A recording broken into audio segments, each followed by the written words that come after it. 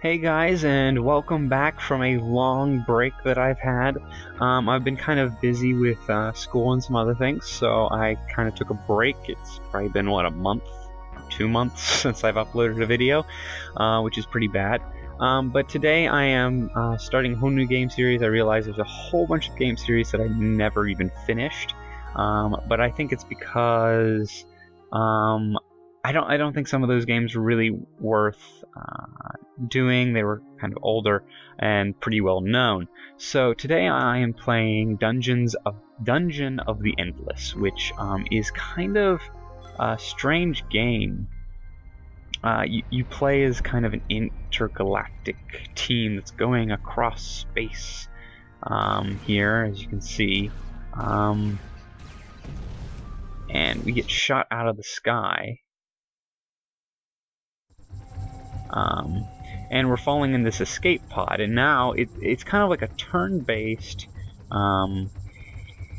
roguelike, kind of like 4X strategy. It's kind of hard to explain. Now I've played this a little bit, and so we start out with 2 heroes that we can choose from, and I've unlocked a few. This one I actually got, it's a DLC, I think. Known as the Defender of the Archives, Kriyang kept this title even after an unfortunate event in a cryogenic chamber altered her cell structure. Now forbidden to touch her beloved archives for fear of damaging them, Kriyang is triply ferocious in defending Draken history and lore. Okay, so we need to pick characters. How do I get rid of this? Okay.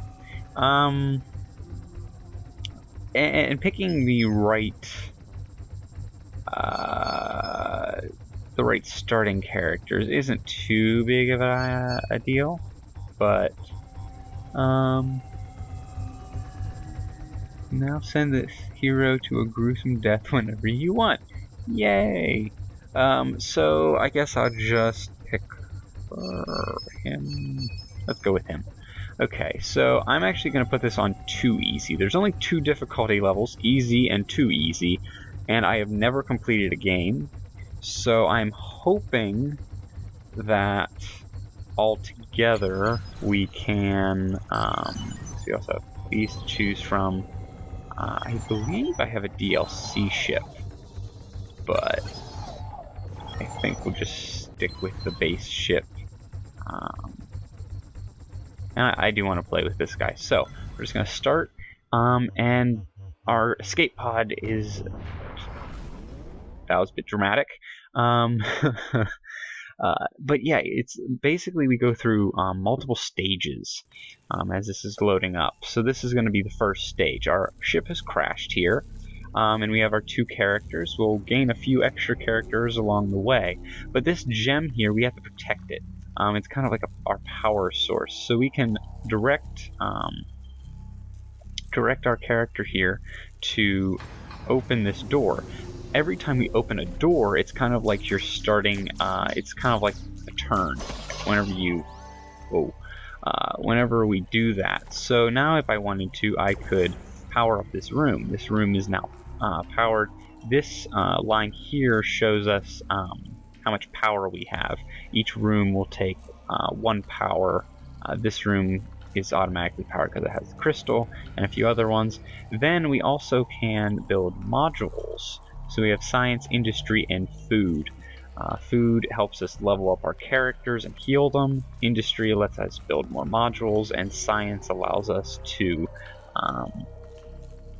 research new module types, defender types, and technologies and skills and items that we can then use. So, so we get 8 industry, 5 science, and 6 food. I think I'm going to go with an industry generator there, and then we can also place a few defender bots, because that's kind of important. And then open the next door, starting a new turn. Now, whenever we enter a new room, these rooms it's all randomly generated, which is great. I love randomly generated stuff. So I don't have enough industry, but we can power this room. And then move on to the next door, start a new turn. Each turn we get more resources. Sometimes we'll get more light. This is dust, not light. But sometimes we'll get more dust, and that is from... We get dust from killing creatures, as well as whenever you open doors, sometimes there will be there'll be dust. Like there, you saw plus 10 dust. For every 10 dust, we get another room to be powered. And this one, I believe, yes, this room is powered by a mysterious force. So we don't actually have the power of this room. It's kind of like a freebie. We don't have enough industry to really upgrade anything, but I am going to just place 2 defenders there. Now, oops, didn't mean to do that, but if a room is not powered, then monsters will sometimes spawn in it. So it's very important to try to keep as many rooms as possible lit up. But it's like this room here doesn't have anything in it, so it's kind of not worth powering up. But we might have to keep ourselves safe, especially in these early rounds, in these early levels, which you'll see whenever we actually get through this level. It's important because we only have 2 heroes. If we lose one, it's permadeath. That hero is gone and also, if all of our heroes are gone, we lose and we have to start over. There's no saving and reloading levels. So I guess we'll go up here. Now, as you can see, we can't use this here, so I'm actually going to place another turret there. Now, this room has a research. This is research. These giant crystals allow us to research new modules. So there's a land module, which increases the defense of each module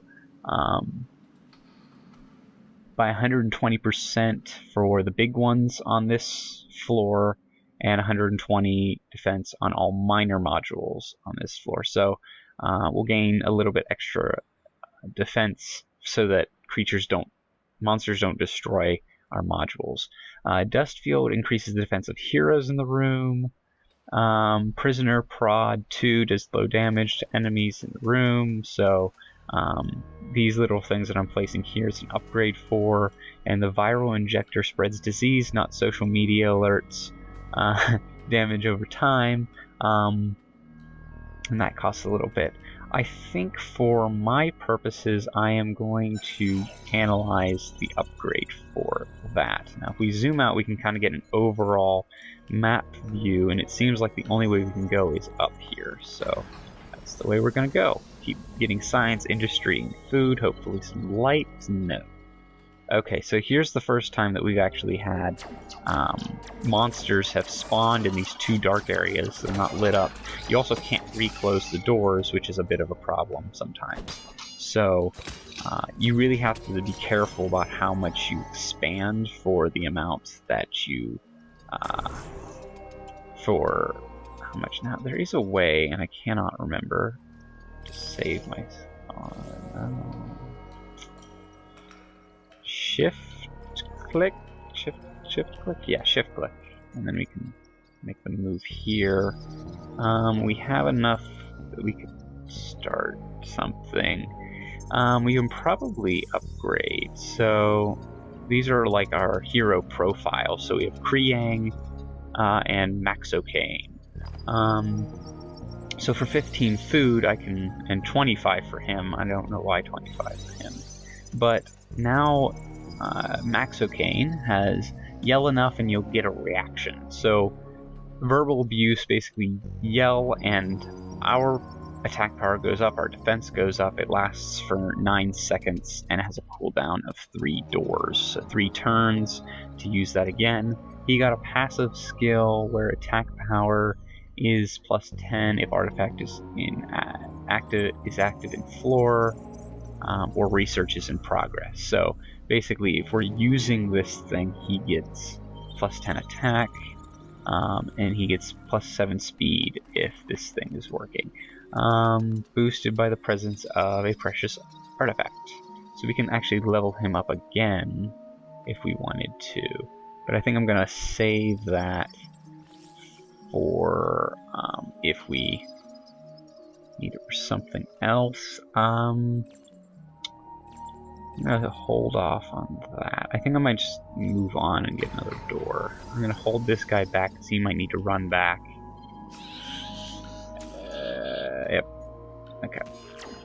It's really about just trying to manage, you know, where you're putting your heroes, because you really hope that you don't have to, because if they attack this crystal, it loses health, but it not only loses health, you also lose dust over time as it's attacking, and that can be quite a problem. Now, let's see, because then you'll start losing power in rooms that you can't get back, and then you'll die. So what I'm looking for right now is an elevator, and that's basically... Okay, so we unlock the next upgrade, and they are attacking down here. So I'm going to actually move both heroes down and let them kind of... okay, so it seems like those were taken care of. We'll try to hold them off a little bit.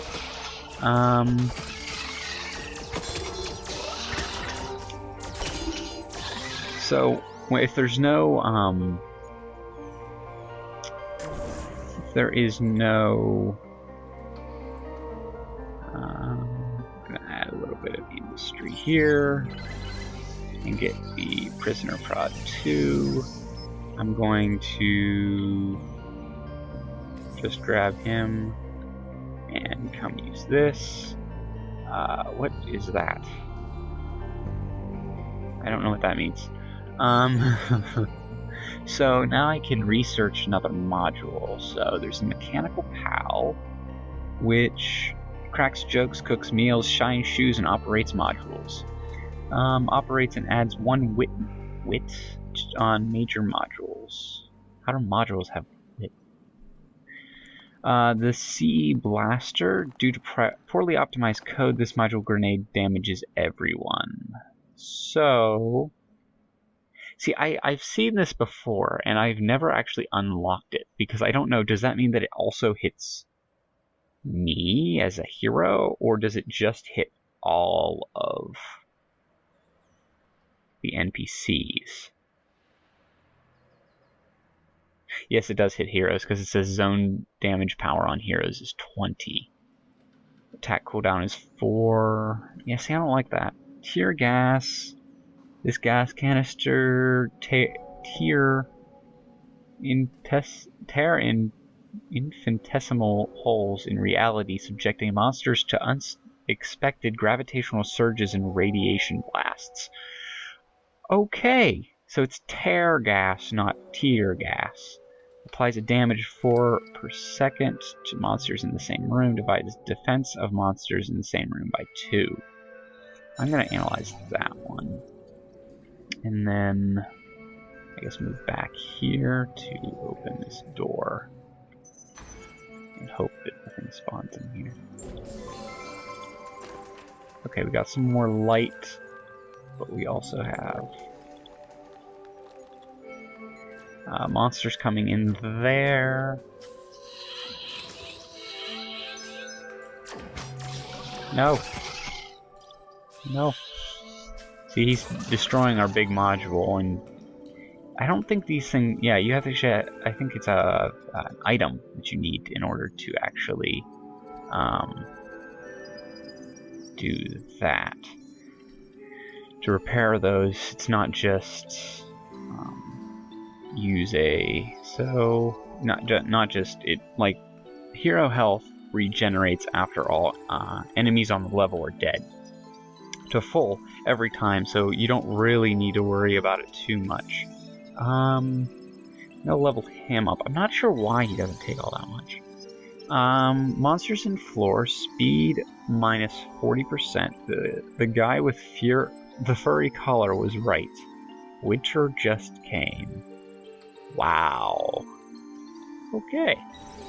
I'm gonna get a little bit more, and now we have attack power plus 6% when their mates are nearby. So heroes get a power boost when their mates are nearby. After a lifetime of seeing fakes, you know real ones. So... okay, so science plus 2 per turn on the floor. Now we have dehydrated water, which apparently is an item that I can apply to somebody. And I'm going to apply it to him because he has a higher speed. So, health cost minus 10% food. With a bit of this and a bit of that thrown in, food goes further. So, I don't have to spend as much food in order to heal him, I guess. Which is probably a good thing. So we're going to head up here next. And we got some more light. What is this?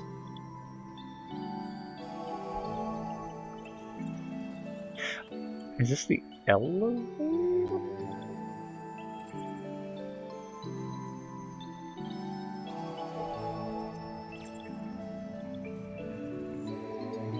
Confused. I've never seen. Is that like a teleporter? So the final stage of clearing a floor is to move this power unit to an exit, and that's the symbol for an exit. But normally it's in the form of an elevator, and that looks like it's a teleporter. So I'm not too. Oh, this is the last floor here, and it had a chest in it. Kitchen gloves, which adds some attack power, so why not?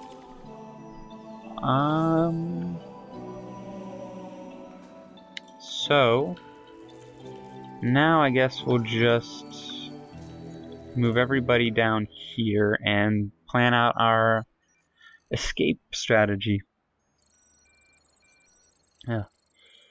So our escape strategy is, well, my escape strategy is usually to divert power from places that don't need it to places like, so normally if I could, this one's powered passively, so I don't need to add power there, but things like doing that or this will allow us to get further without encountering monsters. So basically, one of the heroes is going to be encumbered by carrying a crystal, and the other one has to escort them to this exit up here. So we have to move through 1, 2, 3, 4, 5, 6, 7 rooms. One of which is, I think it's going to be him. It's going to be carrying it. He'll be moving at like half speed, I think. So I'm not really sure how to do this one because we've got this here and this here, which we don't have enough dust to power. I mean, it would be better if we could power one or the other, because I would power this one. But I think what we might do, and I'm not sure if that works, but what I'm going to do is I'm going to have him carry the crystal. Now grab both of them and tell them to run here. And see. The room is powered by a mysterious force. Okay, I think we no longer have the ability to change where power is diverted. So I am going to keep moving him along. Hold them back. This could possibly go horribly wrong, but we can,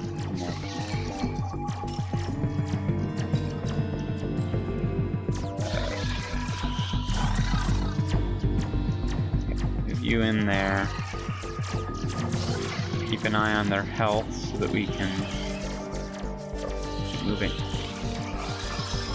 Heal you, and heal. Get in there, and then we can exit this first level. Okay. And I thought dinner with the in-laws was long and painful. So as you can see here, we've got we're on floor 2 now, and there's 1, 2, 3, 4, 5, 6, 7, 8, 9, 10, 11, 12. There's 13 floors, I think. There might be more, I'm not sure. And this last one I'm guessing is like a boss battle. I've never been there. I think the longest I've gotten is like level 8. But it took us 16 minutes to clear that level. So this will probably be the first episode, but I'm just going to keep recording. I'm not going to do an outro. So in case it didn't actually take all that long. And that's a lie, who knows. So monsters killed 90, doors cleared 13, and we get a score based on this, and we get 2 heroes, and we're going to the